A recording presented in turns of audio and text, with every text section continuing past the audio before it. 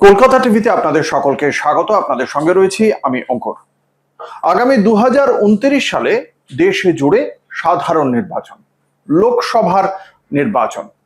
জানতে পারা যাচ্ছে জাতীয় সংবাদ মাধ্যম সূত্রে যে এই 2029 সালের লোকসভা নির্বাচনের সঙ্গেই গোটা দেশে জুড়ে এক দেশ এক ভোট নীতিতে বিধানসভাগুলির নির্বাচনও করতে চায় বিজেপি। এবং এক্ষেত্রে জাতীয় সংবাদ মাধ্যমের একটি রিপোর্টকে উল্লেখ করে যেটা জানতে পারা যাচ্ছে, সেখানে যে আগামী যে 22টি রাজ্য এবং কেন্দ্রশাসিত অঞ্চলগুলি রয়েছে তার মধ্যে 11টিতে আগামী 2 বছরের নির্বাচন রয়েছে। এই 11টিতে যে 2 বছরের নির্বাচন রয়েছে তার মধ্যে অধিকাংশই ভারতীয় জনতা পার্টি শাসিত। আগামী 2027-এ উত্তরপ্রদেশ, পাঞ্জাবের মতো গুরুত্বপূর্ণ রাজ্যগুলিতে নির্বাচন রয়েছে। 2028-এর মধ্যে আবার এমন কিছু রাজ্য রয়েছে যে রাজ্যগুলিতে বিরোধীদের শাসন রয়েছে, যেমন কর্ণাটক, হিমাচল প্রদেশ, এই সমস্ত রাজ্যগুলিতে কংগ্রেসের শাসন রয়েছে। তেলেঙ্গানা রয়েছে, অন্ধ্রপ্রদেশ যদিও বিজেপির শরিক দল, কিন্তু এই রাজ্যগুলোতে অন্ধ্রপ্রদেশ, ওড়িশার মতো রাজ্যগুলিতে, সিকিমের মতো রাজ্যগুলিতে 2029 সালে লোকসভার সময় তাদের রাজ্যে এমনিতেই বিধানসভা নির্বাচন।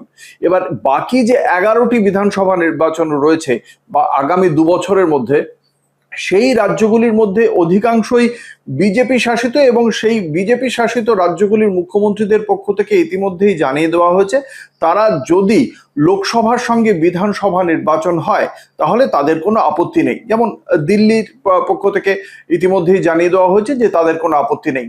কিন্তু যদি 2029 সালে ফের বিধানসভা নির্বাচন হয় তাহলে ছত্তিশগড়ে যেমন 4 বছরের বাকি থাকতেই ফের নতুন করে বিধানসভা নির্বাচন, আর 2027 সালে যদি উত্তরপ্রদেশের নির্বাচন হয়, সেই 2027 সালে উত্তরপ্রদেশে যে সরকারই আসুক না কেন 27 থেকে 29 এই 2 বছরের মধ্যেই আবার সেখানে বিধানসভা নির্বাচন। যদিও খরচ বাঁচানোর কথা বলে এই নির্বাচন প্রথমে 2034 সালে এক দেশ এক ভোট নীতি কার্যকর করার কথা বলা হয়েছিল, যদিও পরবর্তীকালে এই প্রস্তাবটি যৌথ সংসদীয় কমিটিতে চলে যায় সংসদের, এবং সেখানে এই বিষয়টি পর্যালোচনা হচ্ছে। আসন্ন যে শীতকালীন অধিবেশন রয়েছে, শীতকালীন অধিবেশনে এই এক দেশ এক ভোট নীতি নিয়ে যৌথ সংসদীয় কমিটির পক্ষ থেকে রিপোর্ট পেশ করা হবে সংসদে, তার ভিত্তিতেই পরবর্তী সিদ্ধান্ত হবে। কিন্তু যেটা জানতে পারা যাচ্ছে যে সংবিধানের 174-এর 2B ধারা অনুযায়ী রাজ্যপালকে বিধানসভা ভেঙে দেওয়ার অধিকার দেওয়া হয়েছে এবং সেই মন্ত্রিপরিষদের পরামর্শে তিনি সেক্ষেত্রে বিধানসভা ভেঙে দিতে পারেন।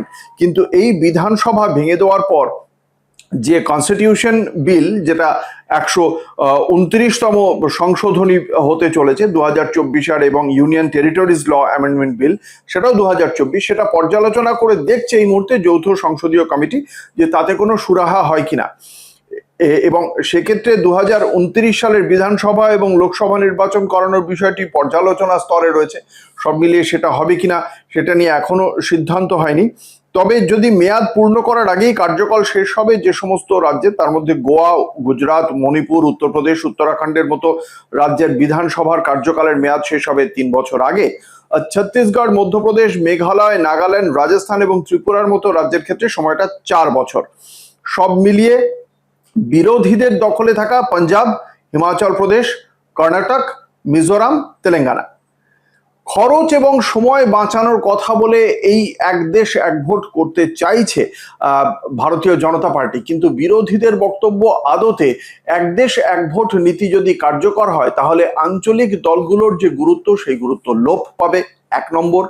2 নম্বর হচ্ছে যে রাজনৈতিক দলের অর্থের অনেক প্রাচুর্য রয়েছে তারা নির্বাচনী প্রচারে অনেক বেশি খরচ করতে পারবে, সেটা তাদের ক্ষেত্রে একটা প্লাস পয়েন্ট হয়ে দাঁড়াবে। সেক্ষেত্রে যাদের যে সমস্ত রাজনৈতিক দলের অর্থের যোগান কম তারা প্রচারে ততটা অর্থ ঢালতে পারবে না, ফলে প্রচারে এগিয়ে থাকার দৌলতেই নির্বাচনে জয় পেয়ে যাবে। এবং এক্ষেত্রেও বিজেপিকে কটাক্ষ করছে বিরোধীরা, কারণ বিজেপির এই মুহূর্তে যে রাজনৈতিক দল হিসেবে তাদের যে তহবিল, সেই তহবিল বিপুল, তারা নির্বাচনী প্রচারে ব্যাপক খরচ করতে পারবে এবং কেন্দ্রীয় সরকারে থাকার কারণে যে ফান্ডিং এখন তারা পাচ্ছে বিভিন্ন ব্যবসায়িক সংস্থার পক্ষ থেকে, তাতেও তাদের কাছে বিপুল পরিমাণ অর্থ রয়েছে। ফলে এই জায়গা থেকে তারা আর একটা গুরুত্বপূর্ণ সুবিধা পাচ্ছে।